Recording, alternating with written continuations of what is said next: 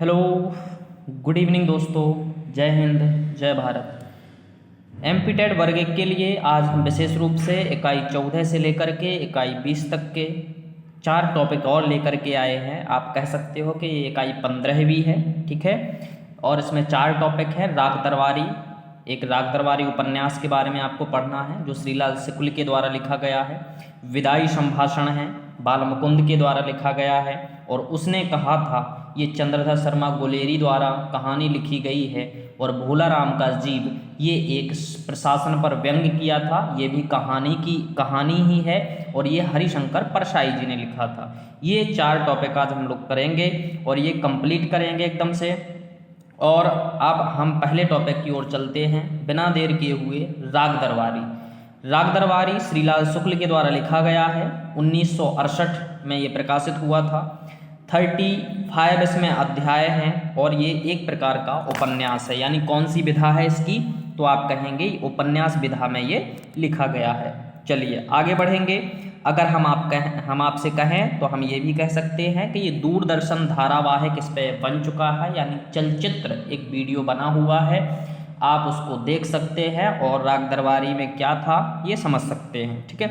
15 भाषाओं के अलावा ये अंग्रेजी में भी लिखा गया है, इसलिए आप ये भी कह सकते हैं कि ये कितनी भाषाओं में लिखा गया है। 16 भाषाओं में लिखा गया है। ये बात ध्यान रखना, ये आपके लिए इम्पोर्टेंट होगा, ठीक है। इसमें 35 अध्याय है। इसका मतलब है कि इसमें 35 सर्ग हैं। अब आप लोगों को बता दें, उपन्यास जो है वो एकदम से महाकाव्य की तरह चलता है। बस कंडीशन ये रहती है कि जो हमारा महाकाव्य होता है वो एक पद्य है ना, वो पद्य शैली में लिखा जाता है और उपन्यास को हम गद्य शैली में लिखते हैं, ठीक है।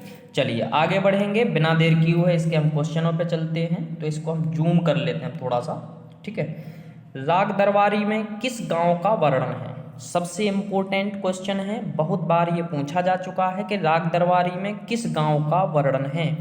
तो देखिए, सेमरी, विलारी, शिवपालगंज या सभी का। तो मैं आपको बता दूं कि ये जो सेमरी और विलारी है, ये जो 2 गांव ऊपर लिखे हुए हैं, ये हमने कल पढ़े हुए थे। किसमें? गोदान में। किसमें? गोदान में। प्रेमचंद्र की ये गोदान कृति है, उसमें हमने इनको पढ़ा था। तो आज हमारे पास केवल एक ही ऑप्शन बचा है, कौन सा? कि राग दरबारी शिवपालगंज गांव का वर्णन है। राग दरबारी में शिवपाल गांव का वर्णन है, ठीक है।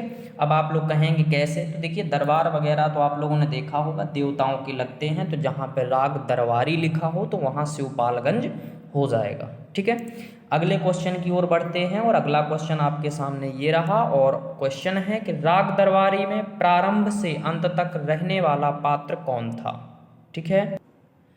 आपके पास ऑप्शन है रूपन बाबू, दूसरा ऑप्शन है आपके पास बैद्यनाथ और तीसरा ऑप्शन है आपके पास बद्री पहलवान, ठीक है। तो राग दरबारी में प्रारंभ से अंत तक रहने वाला पात्र था बैद्यनाथ जी। कौन थे? शुरू से लेकर के अंत तक रहने वाले पात्र बैद्यनाथ जी थे। इस बात का विशेष ध्यान रखना। चलिए आगे बढ़ेंगे। अगला है, राग दरबारी उपन्यास में कौन सा पात्र आज की क्रांतिकारी युवा पीढ़ी का प्रतीक है? पात्रों का विशेष ध्यान रखना है, ठीक है।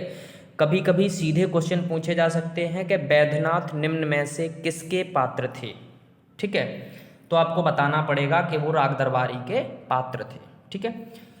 राग दरबारी उपन्यास में कौन सा पात्र आज की क्रांतिकारी युवा पीढ़ी का प्रतीक था? तो ये थे भैया रूपन बाबू। किसके थे? आज की क्रांतिकारी युवा पीढ़ी के प्रतीक थे, ठीक है। चलिए आगे बढ़ेंगे। उपन्यास में किस पात्र के माध्यम से शिक्षक पर व्यंग्य किया गया है? अच्छा, शिक्षक पर व्यंग्य किए गए थे, शिक्षा पर व्यंग्य किए गए थे, ठीक है। तो उपन्यास में किस पात्र के माध्यम से शिक्षक पर व्यंग्य किया है? तो ये है मास्टर मोतीराम। कौन है? मास्टर मोतीराम। आगे क्वेश्चन पर बढ़ेंगे और 5वां क्वेश्चन हमारा है, राग दरबारी में रंगीले नेता कौन थे? राग दरबारी में रंगीले नेता आपको बताना है कि भाई राग दरबारी में एक रंगीले नेता भी थे। तो वो थे रूपन बाबू। कौन थे भैया? रूपन बाबू। अब देखिए, राग दरबारी में रंगीले नेता, एकदम भाई रूप जिसके पास होगा वो तो रंगीला रहेगा ही है ना। चलिए आगे बढ़ेंगे। राग दरबारी में रंगनाथ का शोध विषय क्या था? रंगनाथ का शोध विषय बताना है। ये क्वेश्चन एक बार पूछा भी जा चुका है। तो यहाँ पर राग दरबारी में रंगनाथ का शोध विषय था इतिहास। कौन सा था भैया? इतिहास। ठीक है, चलिए आगे क्वेश्चन पर बढ़ेंगे। और अगला क्वेश्चन है आपके पास कि राग दरबारी में किसके बीच खींचतान को दर्शाया गया है? राग दरबारी में किसके बीच खींचतान को दर्शाया गया है? तो मैं इसका सीधा सीधा आंसर आपको बता देता हूं कि उस समय आदर्शवाद और यथार्थवाद के बीच खींचतान हुई है। यथार्थवाद यहाँ गलत लिखा है, इस वजह से थोड़ा सा ध्यान रखना। ठीक है, आदर्शवाद और यथार्थवाद के बीच में खींचतान हो रही थी। ठीक है, कुछ लोग आदर्शवादी थे, कुछ लोग यथार्थवादी थे, तो उसमें खींचतान हो रही थी। अगला है, इसमें नोट भी आपको दिया गया है 500 रुपये का, और लिखा गया है कि राग दरबारी में एक बेला भी पात्र थी राग दरबारी में, पहले रूपन बाबू की तथा बाद में बद्री पहलवान की प्रेम का बनी। ठीक है, किसकी बनी?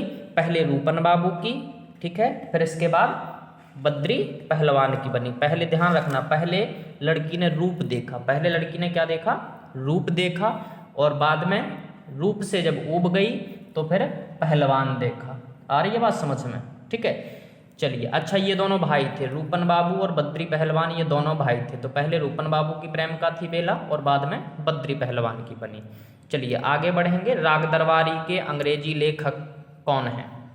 राग दरबारी के अंग्रेजी लेखक आपको बताने हैं, तो मैं आपको बता दूं कि राग दरबारी के जो अंग्रेजी लेखक थे वो हैं गिलियन राइट। कौन है?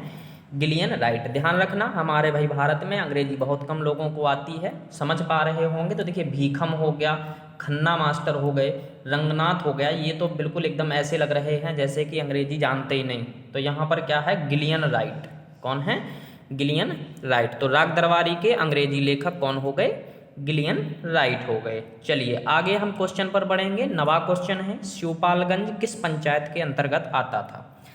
राग दरबारी में जिस गांव का वर्णन है वो किस पंचायत के अंतर्गत आता था? तो देखिए, ये आता था भीखम खेड़ा। किसके अंतर्गत? भीखम खेड़ा के अंतर्गत शिवपालगंज आता था। चलिए आगे बढ़ेंगे। राग दरबारी में किसको भारतीय बुद्धिजीवियों के रुग्ण प्रतिनिधि के रूप में प्रस्तुत किया गया? 10वें क्वेश्चन है, अच्छे से पढ़ लेना, 2-3 बार समझ लेना। मैं इसका आंसर आपको बता देता हूँ। रंगनाथ को रुग्ण प्रतिनिधि के रूप में प्रस्तुत किया गया है। ठीक है, चलिए आगे बढ़ेंगे। वैद्यनाथ जी का भांजा कौन था? वैद्यनाथ जी का भांजा कौन था? देखिए, हमारी अगर वीडियो आप देख रहे हैं तो हमारी एक राय है कि आप पहले जाकर के कहीं पर देखें कि राग दरबारी क्या था, है ना, राग दरबारी में लिखा क्या है, ये सब देख लें पहले, और बाद में हमारी वीडियो को देखें। बहुत लाभ प्राप्त होगा, एकदम आपको पूरा का पूरा लेसन याद हो जाएगा कंठस्थ। ठीक है, तो वैद्यनाथ जी का भांजा कौन था भाई? तो वैद्यनाथ जी का भांजा जो था वो रंगनाथ था। कौन था? रंगनाथ। वैद्यनाथ जी का भांजा कौन था? रंगनाथ था। चलिए आगे बढ़ेंगे हम, और अगला क्वेश्चन हमारा स्क्रीन पर है। वैद्य जी के पुत्रों के नाम बताने हैं। 12वां क्वेश्चन हम पढ़ रहे हैं, वैद्य जी के पुत्रों का नाम। तो वैद्य जी के पुत्रों का नाम हमने बता दिया है कि रूपन बाबू और बद्री पहलवान थे। एक जो बेला इसमें नायिका थी वो पहले रूपन बाबू की प्रेम का थी और बाद में बद्री पहलवान की प्रेम का बनी है। ठीक है, अगला है 13वां क्वेश्चन है, राग दरबारी के अनुसार किसका अफीम का कारोबार था? कोलकाता में राग दरबारी के अनुसार किसका अफीम का कारोबार था, ये आपको बताना है। तो देखिए, एक थे रामाधीन। कौन थे उसमें पात्र? रामाधीन पात्र थे। इनका राग दरबारी में अफीम का कारोबार था, जो ये कहाँ करते थे? कोलकाता में करते थे। चलिए आगे है 14वां क्वेश्चन है, भीखम खेड़ा गांव का प्रधान रामाधीन किसे बनवा देता है? भीखम खेड़ा गांव का, भाई भीखम खेड़ा पंचायत थी जिसके अंदर शिवपालगंज आता था, तो पंचायत में एक सरपंच तो बनेगा ही, उसको प्रधान भी कहते हैं। तो भीखम खेड़ा गांव का प्रधान रामाधीन किसे बनवा देता है? अपने ममेरे भाई को, अपने भाई को, अपने चचेरे भाई को, या अपने सौतेले भाई को? तो ध्यान रहे, ये प्रधान बनवाता है अपने चचेरे भाई को। किसको बनवाता है? चचेरे भाई को। चलिए आगे बढ़ेंगे। 15वां क्वेश्चन है आपके सामने, किसका काम बैद्यनाथ की बैठक में भांग घोंटने का था? किसका काम है? बैद्यनाथ की बैठक में भांग घोंटने का था, भांग घोंटी जाती थी भाई, पहले भांग वगैरह ये लोग पिया करते थे। तो किसका काम था ये? तो देखिए एक शनिचर नाम का पात्र था। कौन से नाम का पात्र था? शनिचर नाम का पात्र था, ये भांग घोंटा करता था। कौन? शनिचर। ठीक है, तो बैद्यनाथ की सभा में कौन भांग घोंटा करता था? शनिचर। चलिए आगे पढ़ेंगे। राग दरबारी में अध्यापकों पर कौन सा मुकदमा चलाया गया? ये आपके लिए इम्पोर्टेंट रहेगा क्वेश्चन, ध्यान रखना। ठीक है, तो राग दरबारी में अध्यापकों पर कौन सा मुकदमा किया जाता है या किया गया था? तो 107। ठीक है, 107। ठीक है, चलिए आगे बढ़ेंगे और नेक्स्ट क्वेश्चन की ओर बढ़ेंगे। अगला क्वेश्चन है, थोड़ा सा हम इसको कम कर लेते हैं। राग दरबारी का एकमात्र ऐसा पात्र है जिसे रचना करके साथ ही समूचे पाठक समुदाय की भी सहानुभूति प्राप्त हुई। राग दरबारी का एकमात्र ऐसा पात्र है जिसे रचना करके साथ ही समूचे पाठक समुदाय की भी सहानुभूति प्राप्त हुई। ये आपको बताना है। क्वेश्चन अगर आपको नहीं समझ में आ रहा है, मैं एक बार फिर बता देता हूँ कि राग दरबारी का एकमात्र पात्र कौन है ना? एकमात्र पात्र कौन है जिसे रचना करके पाठक समुदाय की भी सहानुभूति प्राप्त हुई? ठीक है, मतलब समूचे का मतलब होता है पूरे पाठक समुदाय की, पढ़ने वाले समुदाय की। तो वो थे लंगड़। कौन थे? लंगड़ थे, जिनको भाई रचना तो इन्होंने की थी लेकिन साथ में ही पूरे पाठक समुदाय की सहानुभूति भी प्राप्त हुई थी। अगला है, बैद्यनाथ जी किसे ग्राम सभा का प्रधान बनाने के लिए चुनाव अधिकारी के लिए एक सस्ती घड़ी का इंतजाम करते हैं? बैद्यनाथ जी किसे प्रधान बनवाना चाह रहे थे, ये भी ध्यान रखना। ठीक है, तो बैद्यनाथ जी किसे ग्राम सभा का प्रधान बनाने के लिए चुनाव अधिकारी के लिए एक सस्ती घड़ी लेकर गए थे? तो ये लेकर गए थे भाई शनिचर को प्रधान बनवाना चाहते थे। ये किसको प्रधान बनवाना चाहते थे? शनिचर को प्रधान बनवाना चाहते थे। ठीक है, जबकि उसके पहले ही जबकि बनवा किसे दिया था? उन्होंने चाचा के लड़के को बनवा दिया था। किसने बनवाया था इसे? एक बार हम दोबारा इसको दिखा देते हैं आपको। ठीक है, राग दरबारी में अध्यापकों, भीखम खेड़ा गांव का प्रधान रामाधीन किसे बनवा देता है? रामाधीन बनवा देता है पहले ही किसको? अपने चचेरे भाई को। ठीक है, किस क्वेश्चन पर हम लोग चल रहे थे? हाँ, सस्ती घड़ी का इंतजाम करते। चलिए तीसरे नंबर का क्वेश्चन है, दूसरे पृष्ठ का तीसरे नंबर का क्वेश्चन है, किसके माध्यम से उपन्यासकार ने भारतीय न्याय व्यवस्था के यथार्थ को प्रस्तुत किया है? तो किसके माध्यम से उपन्यासकार ने भारतीय न्याय व्यवस्था को यथार्थ के रूप में प्रस्तुत किया है? तो ये पात्र हैं लंगड़। लंगड़ को भी उसमें माध्यम बनाया गया है, लंगड़ के माध्यम से प्रस्तुत किया गया है। ठीक है, भारतीय न्याय व्यवस्था को। आगे बढ़ेंगे और इसके बाद है चौथा, आम अध्यापक समुदाय के प्रतिनिधि पात्र कौन है? आम अध्यापक समुदाय के प्रतिनिधि पात्र कौन हैं? तो आम समुदाय के या आम अध्यापक समुदाय के प्रतिनिधि थे खन्ना मास्टर। कौन थे? खन्ना मास्टर भी एक पात्र थे उसमें। अगला है, मास्टर खन्ना किसकी सहानुभूति जुटा पाने में सफल रहे? तो ये रूपन बाबू और रंगनाथ, यानी कि डी, ए और बी दोनों की सहानुभूति में ये सफल रहे, है ना। चलिए आगे बढ़ेंगे और अगला क्वेश्चन है आपका, उपन्यास में गांव के असामाजिक तत्वों के प्रतिनिधि के रूप में किसे दर्शाया गया है? उपन्यास में गांव के असामाजिक तत्वों, यानी कि जो मतलब अपना लुच्ची लफंगियाई करता है उसको असामाजिक तत्व हम लोग बोलते हैं। ठीक है, तो उसका प्रतिनिधि किसको दर्शाया गया है? तो उसका प्रतिनिधि जोगनाथ को दर्शाया गया है। किसको? जोगनाथ को दर्शाया गया है। ठीक है, चलिए अच्छा, यहीं पर एक क्वेश्चन हम इसमें लिखना भूल गए हैं तो वो बता देते हैं कि इसमें आपसे क्वेश्चन पूछा जा सकता है कि राग दरबारी में लुच्चों का अड्डा कहाँ था? लुच्चों का अड्डा कहाँ था? जो लुच्चे लफंगे होते हैं उनका अड्डा कहाँ था? तो वो था छंगामल इंटरमीडिएट कॉलेज। यदि नोट्स बना रहे हैं तो आप लोग लिख सकते हैं छंगामल इंटरमीडिएट कॉलेज। ठीक है, चलिए आगे बढ़ेंगे। अगला क्वेश्चन है हमारा, उपन्यासकार ने निरामिष सूदखोर महाजनों के प्रतिनिधि के रूप में किसे दर्शाया है? निरामित सूदखोरों के प्रतिनिधि किसे दर्शाया गया है? तो ध्यान रखना, वो दर्शाए गए थे गयादीन को। किसको? गयादीन को। ठीक है, उपन्यासकार ने निरामित सूदखोर महाजनों के प्रतिनिधि के रूप में किसे दर्शाया है? तो गयादीन को दर्शाया था। आगे बढ़ेंगे, कभी ना पढ़ने वाले गवाह के रूप में कौन प्रसिद्ध है? तो 8वें का आंसर जो रहेगा वो थे पंडित राधेलाल। कौन थे? पंडित राधेलाल। अगर आप लोगों को लग रहा है कि हम बहुत तेज पढ़ा रहे हैं या धीरे पढ़ा रहे हैं, तो तेज वाले जो व्यक्ति हैं वो वीडियो को थोड़ा सा कम करके देख लें, यानी कि एक ऑप्शन रहता है, आप समझ गए होंगे। और इसके बाद स्पीड के लिए, और इसके बाद जिनको लग रहा है कि हम बहुत धीरे पढ़ा रहे हैं, तो भैया वो वहाँ पर 3x 4x दिया होगा, उस पर आराम से आप देख सकते हैं। ठीक है, चलिए अगला है, नवा क्वेश्चन है, सरकारी पैसे के लिए जीने वाला व्यक्ति कौन है? ठीक है, सरकारी पैसे के लिए जीने वाला व्यक्ति कौन था? तो ये थे कालिका प्रसाद। ये कौन थे? कालिका प्रसाद। सी नंबर वाला आपका आंसर हो जाएगा। चलिए आगे बढ़ेंगे, और आगे बढ़ने से पहले हम आपको बता दें कि हमारा अब ये राग दरबारी खत्म हो गया है, और अब हमारा दूसरा चैप्टर आ गया है, विदाई संभाषण। कौन सा है? विदाई संभाषण। तो विदाई संभाषण पढ़ने से पहले हम थोड़ा सा इसके बारे में आपको डिटेल दे दें कि विदाई संभाषण लिखा गया था किसके द्वारा? बालमुकुंद गुप्त के द्वारा। ये गुड़यानी हरियाणा के रहने वाले थे।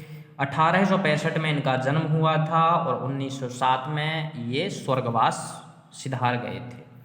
संपादन कार्य की बात करें तो इन्होंने अखबार ये चुनार का संपादन किया, हिंदुस्तान अखबार का, हिंदू बंगवासी पत्रिका का, और भारत मित्र अखबार का इन्होंने संपादन कार्य किया है।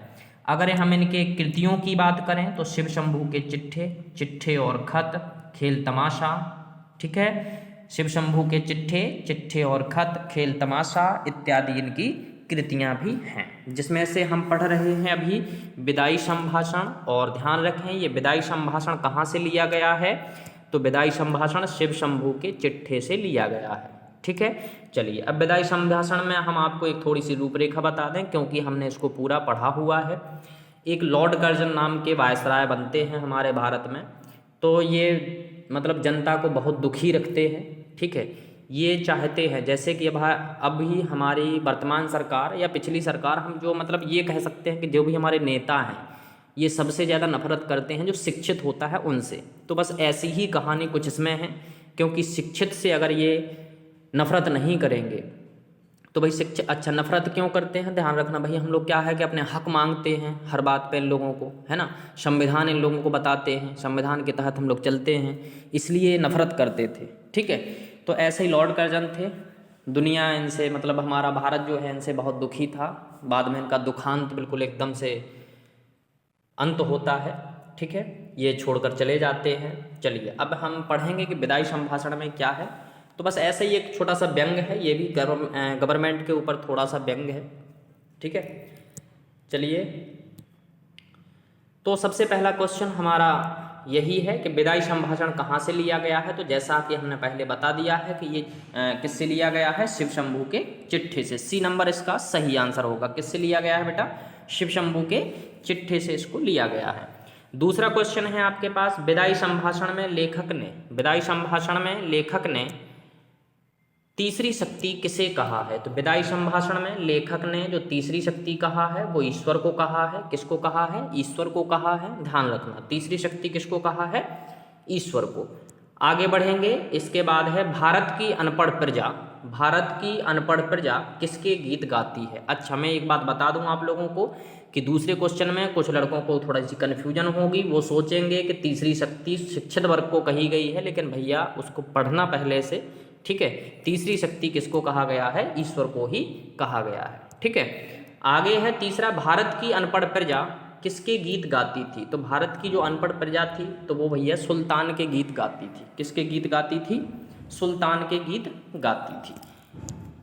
आगे बढ़ेंगे और अगला क्वेश्चन पढ़ेंगे, लॉर्ड कर्जन समाज के किस वर्ग को नापसंद करते थे? तो लॉर्ड कर्जन हमने पहले ही बता दिया है, वो करते थे शिक्षित वर्ग को। ठीक है, ये शिक्षित वर्ग को एकदम नापसंद करते थे। इसके बाद अगला है हमारा, लेखक के अनुसार, थोड़ा सा जूम कर लें, मैं याद नहीं रहा हूँ। लेखक के अनुसार कौन सा समय करुणोत्पादक होता है? तो देखिए करुणोत्पादक यानी करुणा को उत्पन्न करने वाला समय जो होता है वो होता है बिछुड़ने का, ये तो सब लोग जानते हैं। ठीक है, पांचवे के बाद छठवां क्वेश्चन पर हम पहुंचेंगे और छठवां क्वेश्चन है हमारा कि लॉर्ड कर्जन की क्या जिद थी? लॉर्ड कर्जन की क्या जिद थी? क्या दिल्ली विभाजन करवाना चाहते थे, भारत विभाजन या बंगाल विभाजन? तो जो लॉर्ड कर्जन थे वो बंगाल विभाजन करवाना चाहते थे और यहाँ पर आंसर हमारा क्या हो जाएगा? सी हो जाएगा। अगला है सातवां, इस्तीफा देने की धमकी कौन देता था? यहाँ पर किसे मिली नहीं, कौन देता था, ये ध्यान रखना। तो इस्तीफा देने की धमकी लॉर्ड कर्जन देते थे, इनसे कोई गलतियां होती थी, कोई इनसे कुछ कहता था तो ये इस्तीफा देने की बात कहने लगते थे। चलिए आगे है, नादिर शाह ने कहाँ कत्लेआम किया था? तो नादिर शाह ने, सबको पता होगा, दिल्ली में कत्लेआम किया था नादिर शाह ने। ठीक है, चलिए आगे बढ़ेंगे। लॉर्ड कर्जन कितनी बार वायसराय बने हैं? तो लॉर्ड कर्जन 2 बार वायसराय बने थे। ठीक है, आगे बढ़ेंगे। 10वां क्वेश्चन है, अगला क्वेश्चन है लॉर्ड कर्जन की ताल पर कौन नाचते थे? तो ध्यान रखना, हाकिम सिंह जो हैं वो लॉर्ड कर्जन की ताल पर नाचते थे, यानी 10वें का आंसर हमारा सी हो जाएगा। ठीक है, इसको आप 1-2 बार देख लेंगे तो ये मान करके चलना, छोटे छोटे वीडियो हैं, आराम से आपके क्वेश्चन इससे हो जाएंगे। इसके अलावा आपको इकाई 14 से 20 में कुछ नहीं सीखना है ना, बहुत सारे क्वेश्चन लेकर के आ रहे हैं। इसके बाद है लॉर्ड कर्जन के शासनकाल का अंत कैसा था? तो लॉर्ड कर्जन के शासनकाल का अंत कैसा था? दुखांत था। क्या था? दुखांत था। इसके बाद है दिल्ली में किस राजा की प्रार्थना पर नादिर शाह ने कत्लेआम रोका था? ये आसिफ शाह। देखिए इसमें 12वें क्वेश्चन में मुझे आसिफ शाह नाम मिला है, यदि आप लोगों को कुछ और मिलता है आप बिल्कुल एक्सेप्ट करिएगा। ठीक है, क्योंकि इसमें मुझे थोड़ा सा ये नाम तो ठीक है लेकिन मतलब उतना ज़्यादा ठीक नहीं कह सकते हैं। ठीक है, कुछ ना कुछ इसमें मिसप्रिंट जरूर है। चलिए आगे बढ़ेंगे। 13वां है, लेखक के भगवान कर्जन किन्हें गर्म तवे पर पानी की बूंदों की भांति नचाते थे या नचाया है? तो लेखक के भगवान कौन थे? लॉर्ड कर्जन थे। तो ठीक है, तो कहा गया है कि लेखक के जो भगवान थे, ठीक है, वो किन्हें गर्म तवे पर पानी की बूंदों की भांति नचाया करते थे। तवे पर पानी की बूंदें डालते हैं तो उछलती हैं, ऐसा ही वो भारतवासियों को नचाया करते थे या उछालते थे। ठीक है, चलिए 13वें के बाद 14वां क्वेश्चन है, भारत का अनपढ़ पेज किस राजकुमार के गीत गाते थे? तो ये हम आपको पहले ही बता चुके हैं कि वो जो भारत का अनपढ़ पेज है वो किसके गीत गाते थे? तो वो गीत गाते थे सुल्तान के। किसके गीत गाते थे? सुल्तान के गीत गाते थे। आगे बढ़ेंगे। 14वें क्वेश्चन के बाद हम लोग पढ़ेंगे 15 पर, लेकिन ये हमारा दूसरे पेज का पहला क्वेश्चन आ चुका है। तो लॉर्ड कर्जन क्या धमकी देते थे? हर बार क्या करते थे भाई, जब लॉर्ड कर्जन पर भाई प्रेशर आता था तो वो क्या करते थे? त्याग पत्र की यानी कि इस्तीफा देने की बात करने लगते थे। चलिए आगे बढ़ेंगे। लेखक के अनुसार लॉर्ड लॉन के एक सूत्र पर क्या हुआ था? लॉर्ड लॉन या लॉर्ड कर्जन एक ही बात है। तो लेखक के अनुसार लॉर्ड लॉन के एक सूत्र पर क्या हुआ था? तो प्रलय आया था। क्या आया था भैया? प्रलय आया था। ठीक है, आगे बढ़ेंगे और इसके बाद है केसर शब्द का प्रयोग। अब ये केसर शब्द का प्रयोग आपको बता दें किसके लिए किया गया है। ठीक है, तो विदाई संभाषण में। अच्छा, अब इसका नाम विदाई संभाषण क्यों लिखा है भाई? क्योंकि अब यहाँ से विदाई होनी है किसकी? लॉर्ड कर्जन की, है ना। तो जो केसर शब्द का प्रयोग है वो किन के लिए प्रयोग होता था? तो जो तानाशाह जर्मन शासक हुआ करते थे, तानाशाह जर्मन शासक हुआ करते थे, उनके लिए ये केसर शब्द का प्रयोग होता था। आगे बढ़ेंगे और इसके बाद दूसरा भी शब्द है हमारे पास, एक शब्द है जार शब्द का प्रयोग किन शासकों के लिए हुआ था? तो जार शासकों का तानाशाह जो बुल्गेरियाई शासक हुआ करते थे, तानाशाह जो बुल्गेरियाई शासक हुआ करते थे उनके लिए जार शब्द का प्रयोग हुआ था। बुल्गेरियाई या रूस के जो तानाशाह थे, एक ही बात है दोनों। ठीक है, चलिए आगे बढ़ेंगे और अगला क्वेश्चन है, नेपोलियन ऑफ पर्सिया नाम से कौन जाना जाता था? या नेपोलियन ऑफ पर्सिया नाम से हम किसे जानते थे? तो ध्यान रखना, जो नादिर शाह थे, जो नादिर शाह थे जिसने कत्लेआम किया था, उसको हम किस नाम से जानते थे? नेपोलियन ऑफ पर्सिया नाम से जानते थे। चलिए इसके साथ ये हमारा चैप्टर हुआ समाप्त और अब हम तीसरे चैप्टर पर बढ़ चुके हैं और तीसरे चैप्टर का नाम है उसने कहा था, जो लिखा है चंद्रधर शर्मा गुलेरी ने, और ये प्रथम विश्व युद्ध का वर्णन करता है और साथ ही साथ बहुत मनमोहक भी है। ठीक है, मन लगेगा अगर इसको आप पढ़ोगे तो। ठीक है, क्रोम वगैरह खोलना और इसको पढ़ने की कोशिश करना, बड़ा मज़ा आएगा इसको पढ़ने में, है ना। चलिए, उसने कहा था, ये कहानी है, किसने लिखी है? चंद्रधर शर्मा गुलेरी ने लिखी है। चंद्रधर शर्मा गुलेरी का जन्म जयपुर राजस्थान में हुआ था। 1833 में इनका जन्म हुआ था और 1922 में इनका निधन हो गया था। पिता का नाम शिवराम शास्त्री था।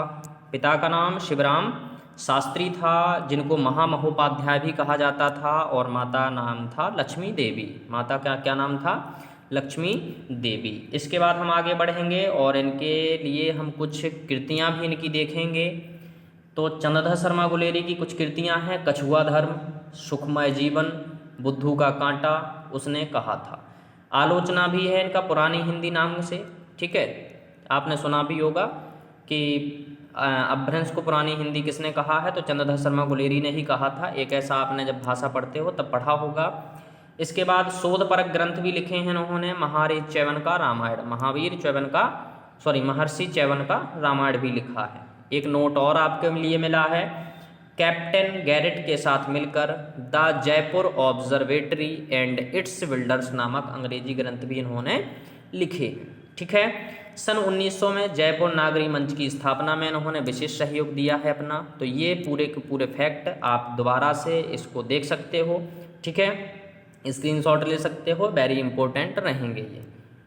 आगे बढ़ेंगे और सबसे पहले क्वेश्चन की ओर हम लोग बढ़ते हैं और सबसे पहला प्रश्न है कि उसने कहा था कहानी में किस युद्ध का वर्णन है?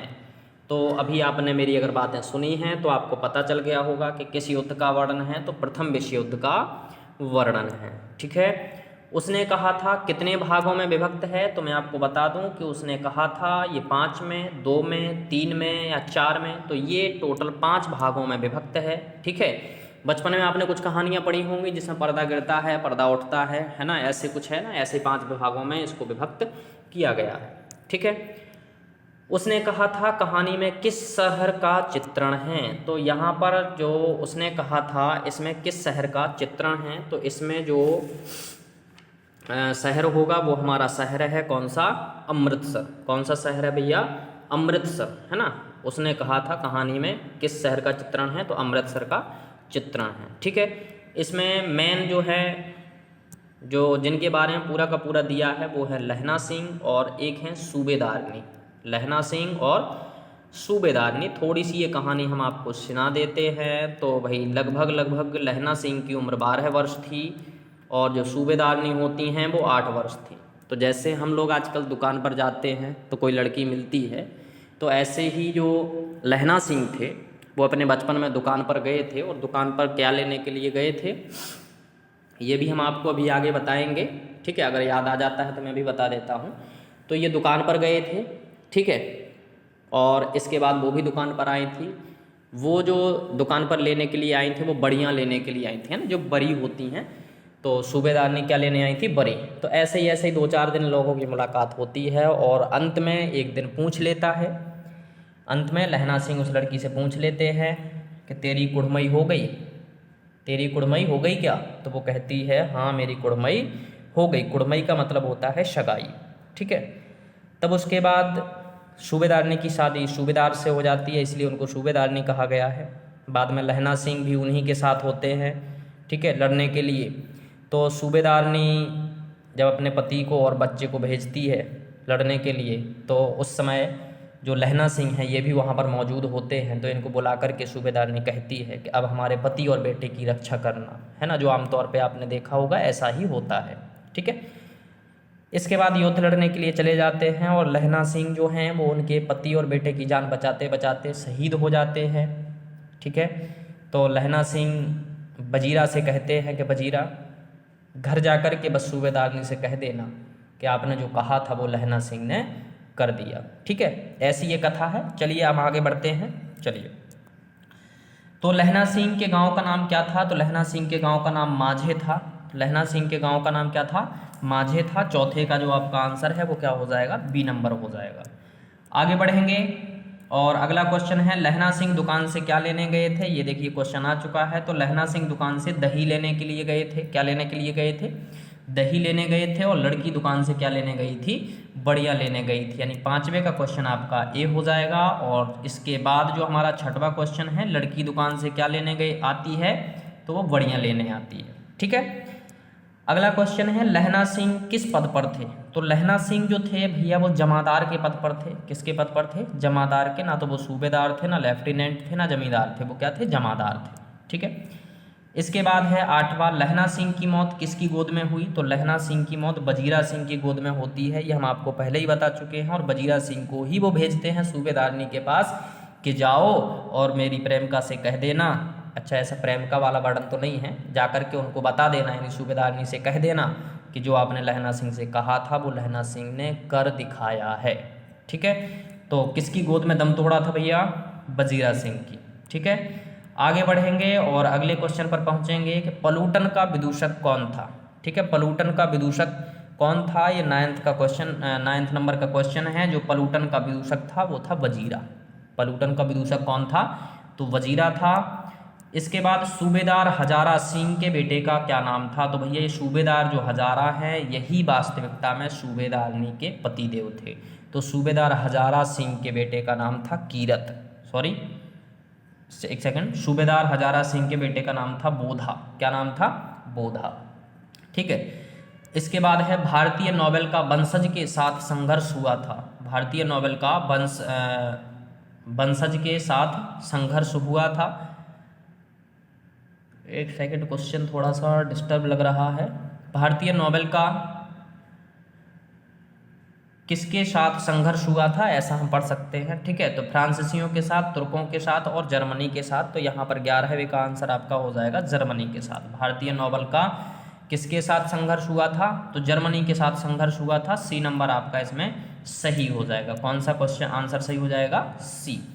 अगला है जर्मन लप्टन को मारा था। जर्मन लप्टन को मारा था, ये सेंचुरीदार नहीं है, ये सूबेदार है। ठीक है, जहाँ जहाँ सेंचुरी लिखी दिखे वहाँ पर भाई मिसप्रिंट हो गया है थोड़ा सा, तो वहाँ सूबेदार कर लेना, और जहाँ पे सेंचुरीदारी लिखा मिले वहाँ पर सूबेदार नहीं कर लेना। ठीक है, तो जर्मन लप्टन को कौन मारा था? तो जर्मन लप्टन को भाई किसने मारा था, ये आप पढ़ चुके हैं। किसने मारा था होगा, अब लगाओ दिमाग। बोधा जो था वो सूबेदार का बेटा था। तो सूबेदार ने या बोधा ने या लहना ने या वजीरा ने। तो जो हमारे जर्मन लप्टन थे उनको मारा था लहना सिंह ने, और लहना सिंह उनसे लड़ते लड़ते वजीरा की गोद में क्या हो गए थे? शहीद हो गए थे। ठीक है, चलिए अगला है सिख राइफल्स की जमादार लहना सिंह की संख्या क्या थी। एक सिख राइफल्स के जमादार थे, तो उसमें लहना सिंह की जो संख्या थी वो 77वें नंबर की थी, 77 नंबर के थे, है ना। अगला है सरकार ने सूबेदार को जमीन कहाँ दी। ठीक है, तो सरकार ने जो सूबेदार थे उनको ज़मीन दी थी लायलपुर में। किस में दी थी? लायलपुर में उनको ज़मीन मिली थी। इसके बाद है गुलेरी जी किस गांव के मूल निवासी हैं। तो गुलेरी जी गुलेर गांव के मूल निवासी हैं, इसीलिए इनको गुलेरी कहा गया है। ये भी ध्यान रखना। ठीक है, कभी कभी प्रश्न आपसे पूछा जा सकता है कि चंद्रधर शर्मा को गुलेरी नाम क्यों दिया गया है। तो कहा जाता है कि ये गुलेर गांव के थे और रचनाएं वगैरह ये करने लगे, लेखक हो गए, इसलिए इनको गुलेरी की उपाधि दे दी गई। उसने कहा था कहानी किस प्रकार की है। चरित्र प्रधान है, कर्म प्रधान है, धर्म प्रधान है, भाव प्रधान है। तो आप देख पा रहे होंगे भाई इसमें तो कर्म प्रधान ही होगा, इसलिए कर्म प्रधान होगा क्योंकि भाई उसने कहा था तो उसका कर्तव्य था कि हमें सूबेदार की और बोधा की रक्षा करनी है। ठीक है, कीरत सिंह कौन था? कीरत सिंह कौन था? लहना का चाचा था, लहना का भतीजा था, लहना का भाई था या लहना का दोस्त था। तो ये लहना का भतीजा था। जो साथ में वहाँ पर कीरत था वो लहना का भतीजा था। ये आपको विशेष ध्यान रखना है। ठीक है, एक बार हम इसको फिर रिपीट कर देते हैं। कीरत सिंह जो थे वो लहना के भाई थे। इसके बाद जो बोधा था वो कौन था? तो जो बोधा था वो सूबेदार का बेटा था या सूबेदारनी का बेटा था। ठीक है, चलिए आगे बढ़ेंगे और अगला क्वेश्चन है बचपन में लहना सिंह लड़की से बार बार कौन सा प्रश्न करता था। आ गई ना वही बात, तेरा नाम क्या है, कहाँ रहती है, तेरी शादी हो गई, तेरी कुड़माई हो गई। तो ये क्वेश्चन करते थे कौन सा? तेरी कुड़माई हो गई क्या, तेरी कुड़माई हो गई क्या। और फिर एक दिन वो जवाब दे देती है कि हाँ मेरी कुड़माई हो गई। चलिए इसके बाद अगला क्वेश्चन है हमारा, लप्टन साहब सूबेदार को कितने आदमी खंदक में छोड़कर जाने को कहते हैं? ये क्वेश्चन थोड़ा सा मिसप्रिंट होने की वजह से हमने इसको एडिट किया है। लेफ्टिनेंट साहब सूबेदार को कितने आदमी खंदक छोड़कर जाने को कहते हैं, यानी खंदक छोड़कर जाने को कहते हैं कि भाई इस खंदक को छोड़ दो और आप लोग दूसरे खंदक में पहुंच जाओ। तो यहाँ पर है 10। लेफ्टिनेंट साहब सूबेदार को कितने आदमी खंदक में छोड़कर जाने को कहते हैं? 10। ठीक है।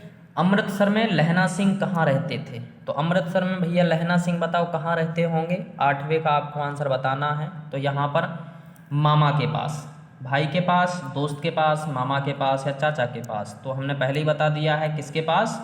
मामा के पास। तो अमृतसर में लहना सिंह कहाँ रहते थे? मामा के पास। आगे बढ़ेंगे और अगला है कि सूबेदार ने अपने पति एवं पुत्र की रक्षा के लिए किससे कहा? तो वही कहानी चल रही है, उसने कहा था। किससे कहा था? तो लहना सिंह से कहा था। बी नंबर ये हमारा यहाँ पर सही आंसर हो जाएगा। क्लियर है। अगला है लहना सिंह के मामा कहाँ रहते थे? तो लहना सिंह के मामा हमने बता दिया है कि अमृतसर में रहते थे। इससे जस्ट पहले का क्वेश्चन हमने पढ़ा था कि अमृतसर में लहना सिंह किसके यहाँ रहते थे? तो अपने मामा के यहाँ रहते थे। तो उनके मामा का गांव कौन सा हो जाएगा? अमृतसर हो जाएगा। ठीक है, चलिए आगे बढ़ेंगे और ये आपका अब ये वाला टॉपिक भी आपका खत्म हो गया है और लास्ट टॉपिक है आज का आपका हरिशंकर परसाई द्वारा कृत भोला राम का जीव। ठीक है, इसको भी आप लोग बड़े ध्यान से पढ़ेंगे, है ना। ये जो है अगर आप इसको पढ़ लेते हो ना, अगर आप इसको पढ़ लेते हो ना भैया कहीं से नेट वगैरह पे क्रोम वगैरह खोल करके, तो मज़ा आ जाएगा आप लोगों को। इतनी बढ़िया कृति लिखी हुई है। ठीक है, तो भोला राम का जीव जो है ये एक व्यंग रचना है बिल्कुल हमारे भ्रष्टाचार पर, कि भ्रष्टाचार किस तरीके से हमारे भारत में चल रहा है और चलता था और ये पहले से ही चलता आ रहा है। ठीक है, तो इस पर एक बढ़िया सा व्यंग किया है हरिशंकर परसाई ने। और हरिशंकर परसाई का यदि हम जन्म की बात करें तो थोड़ा सा जूम कर लें पहले। हरिशंकर परसाई का जन्म जो होता है वो 22 अगस्त 1922 को होता है और इनकी जो मृत्यु होती है या निधन होता है वो 10 अगस्त 1995 को होता है। ठीक है, भोला राम का जीव एक व्यंग रचना है जो भ्रष्टाचार पर की गई है। ठीक है, इन्होंने इनकी जो शिक्षा है, हरिशंकर परसाई की जो शिक्षा है, एमए किया था इन्होंने हिंदी से और ये नागपुर विश्वविद्यालय से किया था। जन्म स्थान है इनका जमानी गांव। कौन सा गांव है? जमानी गांव, होशंगाबाद में पड़ता है और ये मध्य प्रदेश राज्य के अंतर्गत आता है। इनकी बहुत सारी कृतियां भी हैं जिनका मैं यहाँ पर आप लोगों को स्क्रीनशॉट लेने के लिए ज़रूर कहूँगा। ठीक है, क्योंकि इसमें से जो इनकी कृतियाँ हैं ये बहुत आती हैं। ठीक है, कृतियों में निबंध इन्होंने लिखे हैं। तब की बात और थी, बेईमानी की परत, मैं इसको जूम कर लेता हूँ थोड़ा सा। तब की बात और थी, बेईमानी की परत, विकलांग श्रद्धा का दौर, ज्वाला और जल, पगडंडियों का ज़माना, शिकायत मुझे भी है। इसके बाद प्रेमचंद के फटे जूते। अब ये तो आप कह नहीं सकते कि ये नहीं आया है, आया है कई बार। प्रेमचंद के फटे जूते, माटी कहे कुमार से, काग भगोड़ा। इसके बाद कहानी भी थी इनकी। कौन कौन सी थी? जैसे कि हंसते हैं रोते हैं, जैसे उनके दिन फिरे, भोला राम का जीव और दो नाक वाले लोग, ये उनकी कहानी थी। इसके बाद उपन्यास में थे रानी नागफनी की कहानी, तट की खोज, वैष्णव की फिसलन, ठिठुरता हुआ गणतंत्र और तिरछी रेखाएं। तो इसमें उपन्यास कौन कौन थे? रानी नागफनी की कहानी और तट की खोज। बाकी के जो नीचे लिखे हैं ये क्या थे? व्यंग थे। वैष्णव की फिसलन, ठिठुरता हुआ गणतंत्र और तिरछी रेखाएं।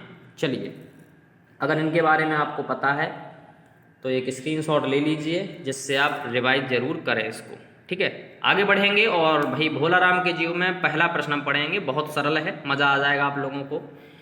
भोला राम कैसा था? तो भोला राम था, गरीब था, है ना। भोला राम कैसा था? गरीब था। भोला राम कैसा था? गरीब था। दूसरे क्वेश्चन की ओर हम बढ़ेंगे।